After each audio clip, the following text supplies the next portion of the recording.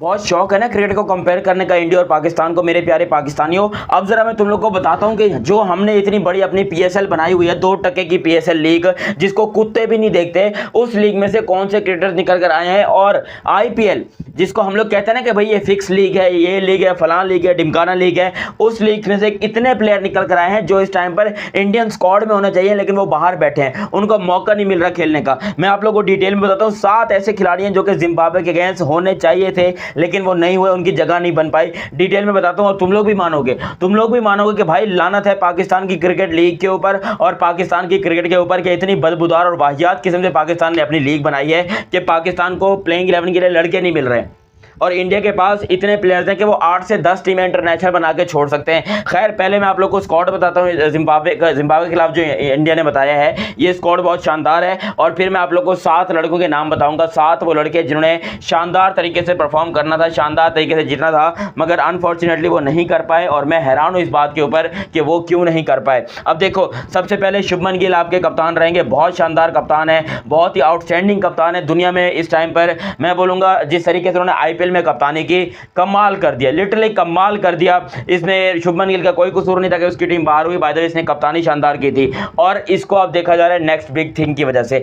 अगले जो कप्तान होंगे इंडिया के, वो वैसे तो यहां पर हमारे हार्दिक पांड्या साहब हैं, मगर हार्दिक के बाद भी किसी ने कप्तानी संभालनी है। हार्दिक 2 साल कप्तानी करेंगे, 3 साल करेंगे, फिर आखिरकार हार्दिक को कप्तानी छोड़नी पड़ेगी। और जब वो कप्तानी छोड़ेंगे तब यहां पर शुभमन गिल आके कप्तानी देखेंगे। तो यहां पर इंडिया जो है वो इसलिए उनको सबसे आगे रख रहा है। फिर यशस्वी जायसवाल इस टाइम पर वर्ल्ड कप का भी शानदार हिस्सा है और परफॉर्मेंस भी दे रहे हैं सब। मतलब वर्ल्ड कप में तो मौका नहीं मिला, मगर आईपीएल की बात करोगे तो आईपीएल में परफॉर्मेंस दे रहे हैं और बहुत शानदार परफॉर्मेंस दे रहे हैं। मुझे लग रहा है कि वन ऑफ द बेस्ट इस टाइम पे चांस है यशस्वी जायसवाल के लिए कि वो अपने आप को प्रूव करे। ऋतुराज गायकवाड़ को भी यहाँ पर रखा गया है। फिर यहाँ पर ऋतुराज गायकवाड़ के साथ एक और डिस्ट्रक्टिव बैट्समैन अभिषेक शर्मा। ये यकीन करो, ये ऐसा बैट्समैन है जो कि सिंगल हैंडेडली मैच को बदल सकता है। इसने 6 ओवर के अंदर 125 रन मार दिए थे, अगर आपको याद हो तो। 6 ओवर में इसने और ट्रेविस हेड ने मिलकर 125 रन मार दिए थे और इसने कोई 30 बॉलों में कोई 80-82 रन इसने मारे थे। संजू सैमसन को यहाँ पर रखा गया है, बहुत शानदार wicket keeper batsman. World cup में चांस नहीं मिला, लेकिन ओवरऑल हम सब जानते हैं कि भाई जब ये बंदा खेलता है तो दुनिया परेशान हो जाती है। फिर यहाँ पर रिंकू सिंह को रखा गया। रिंकू सिंह जो कि वर्ल्ड कप के रिजर्व प्लेयर में शामिल थे, लेकिन वो भी यहाँ पर जो है वो इस स्क्वाड के अंदर शामिल हैं। शानदार तरीके से ध्रुव जुरैल को रखा गया। अच्छा, ध्रुव जुरैल जो है वो टेस्ट में शानदार बैटिंग कर चुके हैं। आपको याद होगा इंग्लैंड के अगेंस्ट उनको मौका मिला था और उन्होंने शानदार बैटिंग की थी। फिर यहाँ पर नितेश रेड्डी को साथ में रखा गया। नितेश रेड्डी ऑलराउंडर हैं। रियान पराग को भी रखा गया है। अच्छा, रियान पराग ने यहाँ पर राजस्थान रॉयल्स की तरफ से बहुत ही आउटस्टैंडिंग परफॉर्मेंस दिखाई। बहुत ही, ये मेरे ख्याल से 3rd या 4th हाईएस्ट रन स्कोरर थे आईपीएल के और बहुत ही आउटस्टैंडिंग क्रिकेट खेली इन्होंने। जिस तरीके से अपनी बैटिंग की, बहुत लोगों को इसने मोटिवेट किया। वॉशिंगटन सुंदर को रखा गया, ये भी शानदार खेले।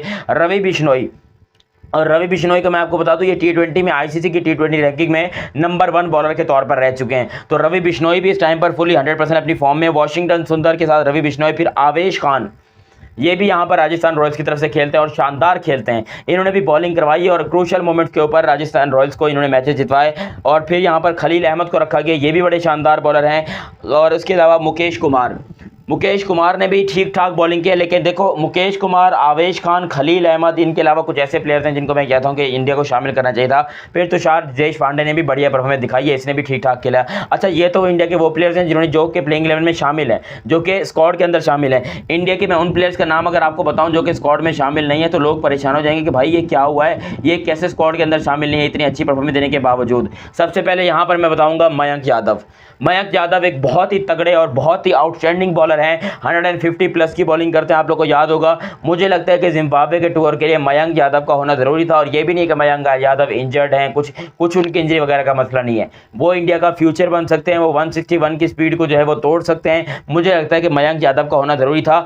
आशुतोष शर्मा पंजाब किंग्स की तरफ से खेले और फिनिशर हैं, ये ऑलराउंडर टाइप के हैं और इन्होंने भी बड़ी ज़बरदस्त पावर हिटिंग की थी, बहुत ही शानदार। मुझे लगता है कि यहाँ पर अब रेड्डी साहब की जगह पे मेरे ख्याल से इसको खिला सकते थे, आशुतोष शर्मा को। फिर यहाँ पर केएल राहुल, और केएल राहुल भी आप जानते हैं कि बहुत ही ब्रिलियंट है केएल राहुल। इस वर्ल्ड कप में भी शानदार खेले हैं, वैसे भी वो शानदार इस वर्ल्ड कप में खेले ही नहीं, इस आईपीएल में भी वो शानदार खेले, वो वैसे ही आउट क्लास प्लेयर हैं और आपको पता है कि केएल राहुल को हमेशा अंडररेट किया जाता है। फिर रजत पाटीदार साहब, अच्छा रजत भाई जो है वो आरसीबी की तरफ से खेले हैं और आरसीबी की तरफ से जो उन्होंने कोई मेरे ख्याल से 5 या 6 बैक टू बैक 50s मारी, एक बंदा 5-6 बैक टू बैक 50s मारते हो फिर भी वो इंडियन टीम में नहीं आता तो थोड़ी हैरानी की बात है। उसको आना चाहिए था। ईशान किशन को नहीं रखा गया। ईशान किशन भी शानदार विकेटकीपर बैट्समैन है। और तिलक वर्मा भी शानदार हैं। इसके अलावा एक और प्लेयर जो कि 8 हो जाएंगे टोटल, वो है शशांक सिंह, रियल शशांक सिंह। वो ये इंडिया के ऐसे प्लेयर्स हैं 8, मयंक यादव, आशुतोष शर्मा, केएल राहुल, श्रेयस अय्यर, रजत पाटीदार, ईशान किशन, तिलक वर्मा और शशांक सिंह। ये ऐसे खिलाड़ी हैं जिनको इंडियन टीम में होना चाहिए और ये तो खैर वो खिलाड़ी जो डिजर्विंग है। अब मैं आप लोग को बताता हूँ कि इंडिया की आईपीएल में, इंडिया की बैटिंग लाइन में, इंडिया की बॉलिंग लाइन में इतनी ताकत है कि ये आराम से 3 से 4 इंटरनेशनल लेवल की टीमें बना सकते हैं। इनके पास इतने प्लेयर्स की वैरायटी मौजूद है क्योंकि इन्होंने अपनी आईपीएल को दुनिया की नंबर 1 लीग ऐसे नहीं बनाया। दुनिया की नंबर 1 लीग अगर आईपीएल बनी है तो उसके पीछे मेहनत है और वहां से प्रोडक्ट निकल के आ रहे हैं, लड़के निकल के आ रहे हैं। और अगर यहां पर होता पाकिस्तान, वो पता क्या करता, जिम्बाब्वे अगेंस्ट बाबर आजम, मोहम्मद रिजवान और इन सबको भेज देता कि जाओ भाई जिम्बाब्वे के नाम मैच है, और रिजवान और बाबर साहब भी भागे भागे जाते हैं कि चलो भाई जिम्बाब्वे है, रन बनाएंगे, सेंचुरी बनाएंगे, ये करेंगे वो करेंगे। लेकिन इंतहाई शर्मनाक बात है, बहुत ही ख़राब बात है कि यहाँ पर जिस तरीके से पाकिस्तान टीम ने अपनी टीम को स्पॉइल किया है। फिर पाकिस्तान के प्लेयर्स आपके इंटरनेशनल टीम में पूरे प्लेयर्स नहीं हो रहे। आपने किस बात के लिए पीएसएल करवाई हुई है? शर्म आनी चाहिए उन लोगों को जो कि पीएसएल को नंबर 1 लीग कहते हैं। मेरे घंटे की लीग है पीएसएल नंबर 1, बिल्कुल ही सबसे बकवास, सबसे फालतू और सबसे थर्ड क्लास लीग है पीएसएल, जिसके अंदर से कोई प्लेयर निकल के नहीं आते। और हम बार बार आईपीएल और पीएसएल को कंपेयर करते रहते हैं। तो भाई उसका जवाब आप लोग को मिल गया कि आईपीएल का प्रोडक्ट ये है और पीएसएल के प्रोडक्ट का वो है कि भाई पाकिस्तान टीम में भी उनकी जगह बनी हुई है, लेकिन फिर भी वो परफॉर्मेंस नहीं दे पा रहे। साइम अयूब की मिसाल आपके सामने है। अच्छा, ये जो सीरीज़ है जिम्बाब्वे वाली, ये इंडिया के लिए बड़ी इंपॉर्टेंट है क्योंकि इंडिया को ये सीरीज़ जीतनी है। अब इंडिया ने रिस्क तो लिया है, अपनी यंग और एनर्जेटिक टीम भेजी है और मुझे पता है कि ये अच्छे हैं, चाहे जीत लेंगे, इनके अंदर इतना दमखम बाकी है कि जीत लेंगे। जिसके सीरीज़ का अगर मैं बात करूँ तो पहला मैच 6 जुलाई को खेला जाएगा हिंदुस्तानी वक्त के मुताबिक शाम को 4:30 बजे और पाकिस्तानी वक्त के मुताबिक शाम को 4 बजे। दूसरा मैच यहाँ पर 7 तारीख को खेला जाएगा, टाइमिंग सेम रहेगी, ग्राउंड सेम रहेगा और सिचुएशन भी सेम रहेगी। फिर 8 और 9 तारीख को छुट्टी दी गई है, 10 तारीख को एक मैच रखा जाएगा, वो भी इंटरेस्टिंग मैच होने वाला है। फिर 11 और 12 को छुट्टी देकर 13 और 14 को एक मैच रखा जा रहा है। यानी कि टोटल 5 T20 आए हैं और 5 मैचेस इंडिया के लिए जीतने ज़रूरी हैं, बिकॉज इंडिया के अब आईपीएल के टैलेंट के ऊपर सवाल उठ जाएगा अगर हिंदुस्तान यहाँ से नहीं जीता तो। बाकी हिंदुस्तान के जितने प्लेयर सेलेक्ट नहीं हुए, टेंशन लेने की जरूरत नहीं है। हिंदुस्तान का जो एक रिसाइकलिंग वो है ना मोड, कि भाई एक प्लेयर को यूज़ कर लिया, अब उसको बिठा के दूसरे को यूज़ करते हैं, तीसरे को बिठा के चौथे को यूज़ करते हैं। हिंदुस्तान की टीम इस टाइम पर दुनिया की सबसे सूटेबल, दुनिया की सबसे बेहतरीन टीम है। एक टीम जो वर्ल्ड कप जीत रही है, एक टीम अलग है जो कि आपकी